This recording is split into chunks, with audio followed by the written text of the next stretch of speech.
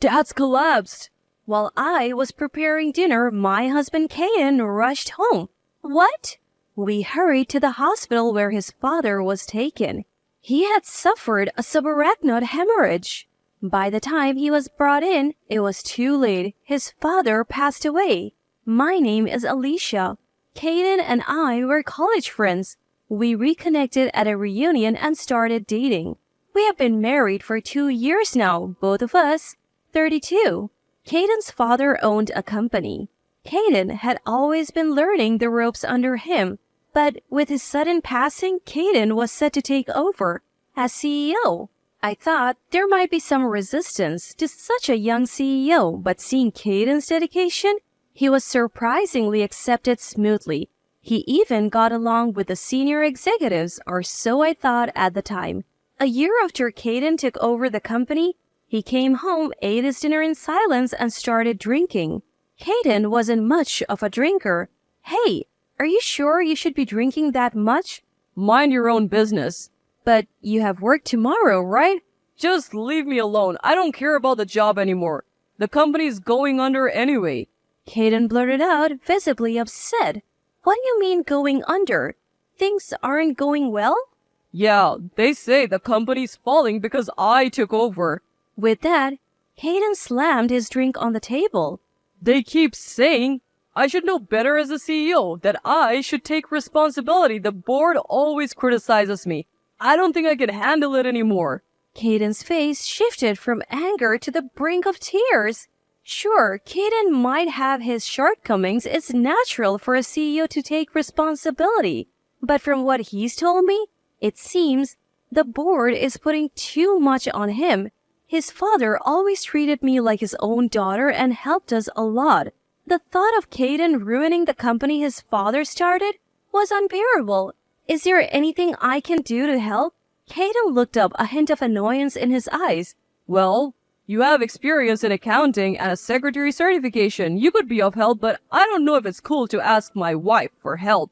Is this really the time to worry about that? I was getting frustrated with Caden's indecisiveness and snapped at him. Your father trained you to take over, right? And you're okay with ruining it in just a year? That seemed to light a fire in Caden. We vowed to work together to turn the company around. I decided to quit my job and support Caden as his secretary. Once I started working there, I noticed a significant gap between the older, long-standing employees and the younger ones. Despite the world moving towards digitalization, the older employees were stuck in their ways, leading to inefficiencies and extra costs. When I tried to implement changes, they resisted fiercely, but I stood my ground. But I said, if you can't adapt, you're welcome to resign. I was met with glares, but saving the company was the priority. The reforms Caden and I initiated started to show positive results. The older employees, though initially resistant, began to adapt, learning from the younger ones. As the company's atmosphere improved, so did interpersonal relationships, which positively impacted other areas of the business. We even managed to secure new clients, and the company began to stabilize. A year later, the company made a remarkable turnaround, achieved rapid growth. We have been through a lot last year and couldn't celebrate. How about we go out for dinner for our anniversary this year? Sure, next month is our wedding anniversary. Lately, we haven't had any private time together, but I have been longing for some. But Caden's response was cold. Am I the only one excited? He is busy now, but I'm sure he's thinking about it too. That's what I thought as our anniversary approached. After work, Caden called me over. Maybe he's going to tell me about plans for later. I was foolish to even hope for a moment. Caden, who called me, said something I never expected. You're no longer needed. Let's get a divorce. I couldn't believe my ears. What? Didn't you hear? I want a divorce. Why? Caden laughed at me mockingly. Because my company is fine without you now. You're obsolete. What? You always taking the lead, making it seem like you're in control. I was blinded by anger. So you can quit, finish the handover by the end of the month, stamp this, and you can leave the house too. He then produced a pre-filled divorce application. Is he serious? At that moment, I still felt sad. But in the next moment, that feeling vanished. My new secretary is already decided. Ariel, come in. The door to the CEO's office opened and a woman in her mid-20s entered. "This is your wife? I thought she would be prettier," she rudely commented. "Who is this woman? My replacement as the CEO's secretary?" Right, Ariel is way better, so I'm not motivated with you. With Ariel as my secretary, I think I can do better. For some reason, the two started getting close. Oh, I see what's going on. I reached my breaking point. Is she a competent secretary? Yeah, and as you can see, she's beautiful. If I take her around, our clients will be more lenient. Plus, what's important is my motivation as a CEO. Just her looks? I couldn't help but speak my mind. Kaden was furious. That's not the only reason. She's also excellent as a secretary. Oh, okay. Then let's switch secretaries. I'll quit today, I said, snatching the divorce application and leaving the CEO's office. I must have looked really upset on my way out. A young office worker approached me. Alicia, what happened?" she asked timidly. I thought it would be rude to leave without telling anyone, so I told the young workers who were still there about what happened. "What's gotten into the CEO? This company was saved thanks to you, Alicia." The employees sympathized with me, but I didn't care about Kaden anymore. Then one employee hesitated and spoke up. Could the woman I saw with the CEO the other day be... Several people reported seeing Kaden with that woman. Apparently, she had been around for a few months. She wasn't a secretary, but a club girl from a place Kaden frequented for business entertainment. So their relationship had evolved into that? The sightings always happened on days I left work early. He would say he had work left or a business dinner. I offered to help or join if it was with clients, but he always refused. Now I understood why.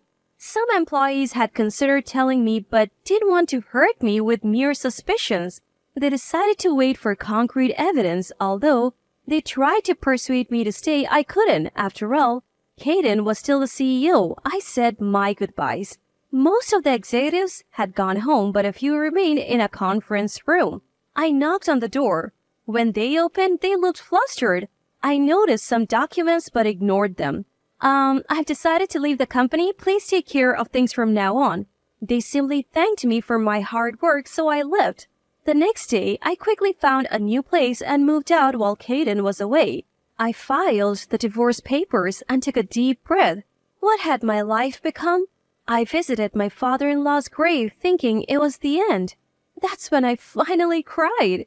But I believed I had managed to save his company. It wouldn't go bankrupt unless something drastic happened. A month after divorcing Kaden, some younger employees contacted me. The new secretary was always by Kaden's side but barely worked. She was disrespectful to other employees and had no redeeming qualities besides her looks. They begged me to return, but I declined. Then an idea struck me. With the skills I had gained over the past year, I could start my own business. I began studying and fundraising for my startup. 3 months later, I launched a new company with one of the workers from Kaden's firm. Other employees soon joined us. Although we weren't stable yet, most were willing to take the risk. "We owe our jobs to you, Alicia. We want to help. I'm here because I want to follow you, not the company." So I decided to work hard with everyone. Around that time, Kaden contacted me. You're poaching my employees. Really? Your company's in trouble again? I laughed at the once condescending Kaden. That's because you're poaching my employees. You are the one who's been using my credit card even after our divorce. You'll pay for that. What? That's my card. Busy now. Don't contact me again. I hung up and called my lawyer. Soon Kaden was served with a lawsuit for compensation due to the divorce. A week later, he visited my office. You are the CEO now. You owe it all to me. What? What do you want now? I'm busy, so make it quick, I said, clearly annoyed. Kaden then pulled out some documents from a lawyer. What's this all about? It's a compensation claim for your affair during our divorce proceedings. Plus, the credit card bills you racked up after our divorce. It's only fair. You easily agreed to the divorce and now you're suddenly claiming compensation? Didn't you know? Compensation claims from divorce proceedings are valid for 3 years after the divorce. You brought the divorce papers and even brought along your affair partner, Ariel. I thought you would expect a claim. Caden's face turned pale, seemingly unaware of this. Everyone at the office gave me evidence of your affair. On days I left early, you always seemed restless, unlike me who never suspected a thing. They noticed. They followed you and took photos. The dates on those photos are from before our divorce. Caden looked even paler. But I didn't hold back. And the credit card? You used my family card on dates with her at restaurants, bars, and more. How could you use a traceable card for your affairs?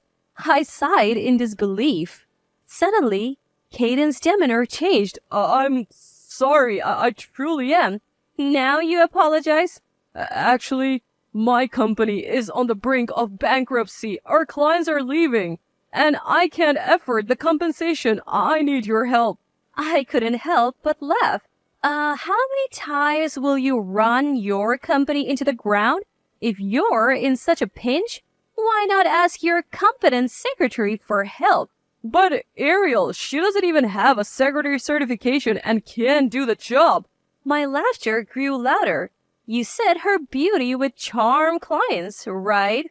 But when I took her to the clients, she was so rude that we lost more and more of them.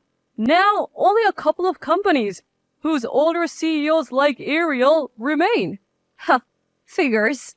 Those companies that left you, they're now our clients. What? I didn't steal them. It's natural for companies to seek better partnerships. No way. By the way, are your company's executives still around? Well, only the younger ones moved here. The older ones are still executives. You should investigate them for embezzlement. Embezzlement? Yes. I noticed some suspicious financial activities. I wanted to discuss it, but you dismissed me. Maybe now you can save your company? They probably made you CEO because they thought they could easily embezzle. Caden was speechless, but I wasn't just being kind.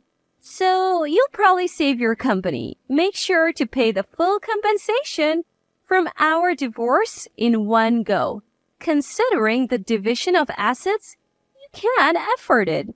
Don't come here anymore. You're a distraction. I sent a dejected Caden away and got back to work. Later, I received the full compensation from Caden and Ariel. As for his company, they are suing the executives for embezzlement, but it seems they will go bankrupt. After all the effort to save it, he lacked business acumen. It made me reflect on my poor judgment. But now, as a CEO, I'm thriving, enjoying life with the hefty compensation from the divorce.